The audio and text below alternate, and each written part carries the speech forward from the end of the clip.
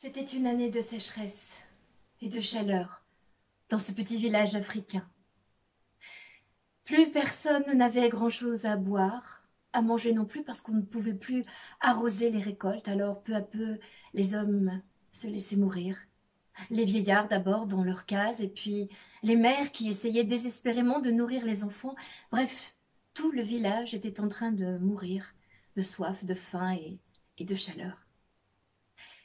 Et voilà qu'un matin, une petite pousse est apparue là, juste au centre du village, sur la place désertique. Personne ne savait où elle venait, personne ne savait pourquoi elle était là, mais les vieux sages, qu'il faut toujours écouter, les vieux sages ont dit « protégeons-la ».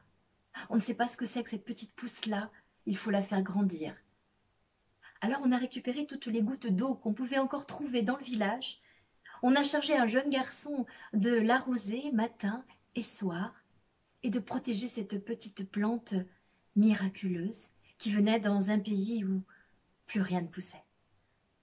Un jour, 2 jours, 3 jours, le village continuait à mourir et le petit garçon continuait de s'occuper de cette plante.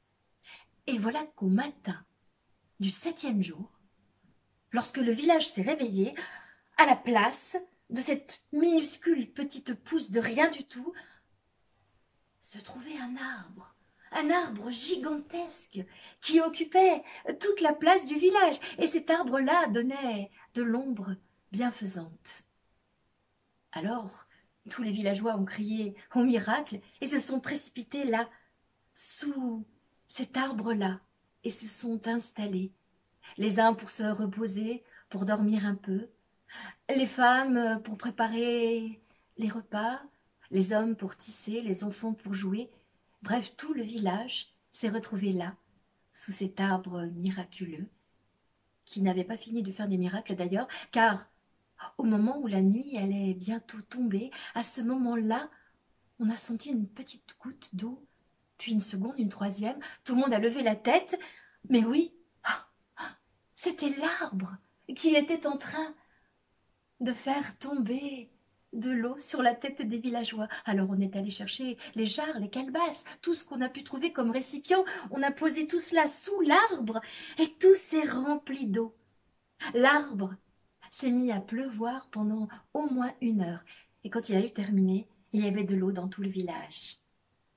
Les habitants ont fait la fête, ils sont repartis, chacun chez eux. Ils ont nourri les vieillards, ils ont nourri les enfants, ils ont nourri les plantes qu'ils avaient essayé de faire pousser. Et le lendemain matin, l'arbre était toujours là et tout le monde s'est réuni à nouveau. On a attendu et puis effectivement, quand la nuit a commencé de tomber, l'arbre à nouveau s'est mis à goûter encore et chacun a remporté de l'eau dans sa case. Et au bout de quelques jours,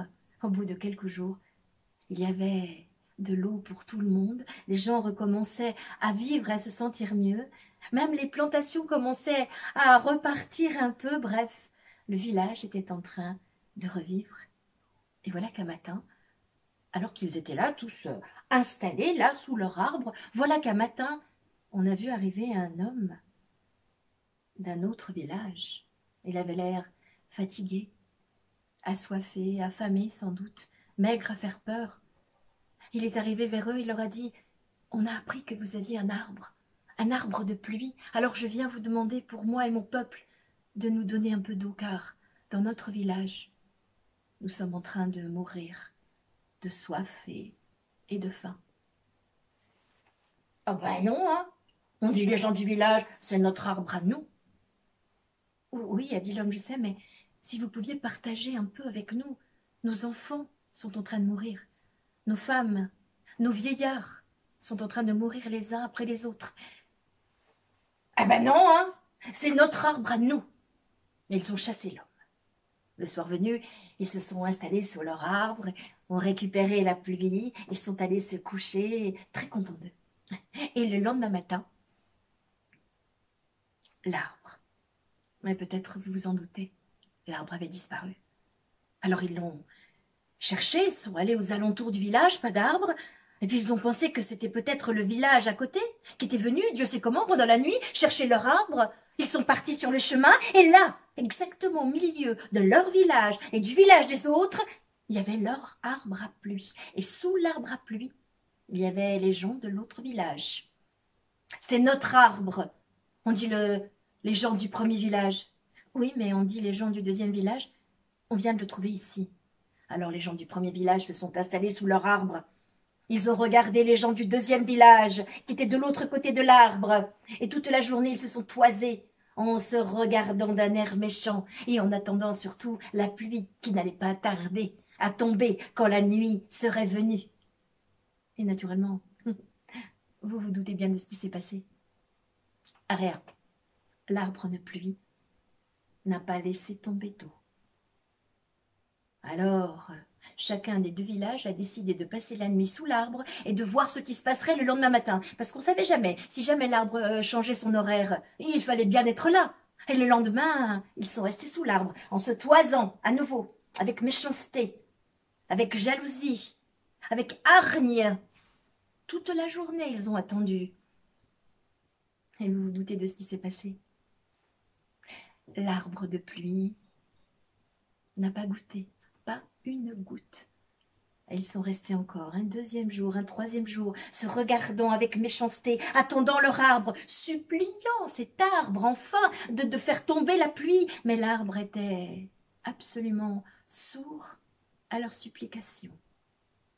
Et puis voilà qu'au matin du quatrième jour, une femme d'un des villages, qui était grosse et qui arrivait à son terme, s'est mise brusquement à crier. C'était l'heure pour elle d'enfanter. Alors les femmes de son village se sont mises autour d'elle, lui ont tenu la main, lui ont massé les reins et puis l'ont aidée à faire venir ce petit au monde. Et les femmes de l'autre village ont écouté ce cri ancestral qu'elles connaissaient bien. Et elles n'ont pas supporté de voir qu'une femme allait enfanter et de la regarder sans rien faire.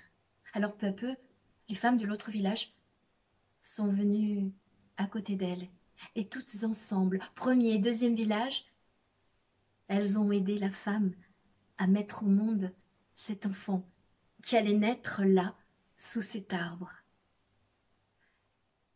Les enfants, quand ils ont vu que leur mère commençait à discuter entre elles et s'entraidaient, les enfants qui n'attendaient que cela se sont regardés, se sont souris, puis ils ont commencé à jouer. À tous leurs jeux d'enfants qui sont les mêmes, dans n'importe quel coin du monde. Alors ceux qui se sont trouvés un peu bêtes, c'était les hommes. Bah oui, leurs femmes étaient en train de mettre au monde ce petit, leurs enfants jouaient, alors ils se sont regardés, et puis ils ont compris qu'ils avaient aussi un rôle à jouer.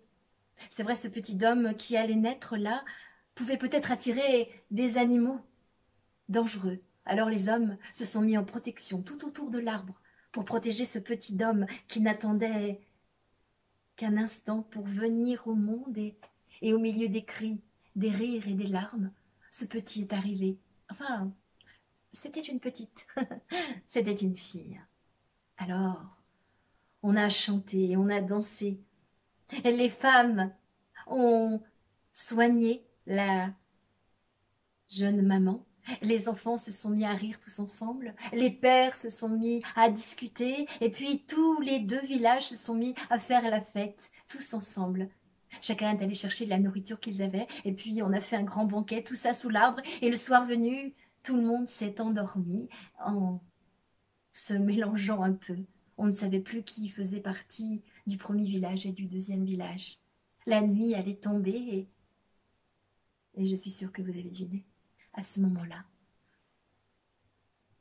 on a senti une première goutte de pluie, puis une deuxième, puis une troisième, et l'arbre de pluie s'est mis à faire tomber de l'eau. Alors on est tous allés chercher les calebasses et puis les seaux, chacun a récupéré toute l'eau qu'il pouvait. Vous savez quoi? Il y avait plus de gens, il y avait plus d'eau qui tombait. Chacun est reparti dans son village avec ses seaux, ses calebasses, en se promettant de se retrouver le lendemain, au moment où l'arbre à pluie continuerait à faire tomber cette eau qui les avait sauvés. On dit qu'à partir de ce jour-là, cet arbre à pluie qui est quelque part dans une région d'Afrique continue encore de pleuvoir pour tous ceux qui viennent chercher de l'eau et que les habitants ce jour-là ont appris une chose que vous connaissez certainement, c'est que dans les cas difficiles, il n'y a que le partage qui peut sauver les gens.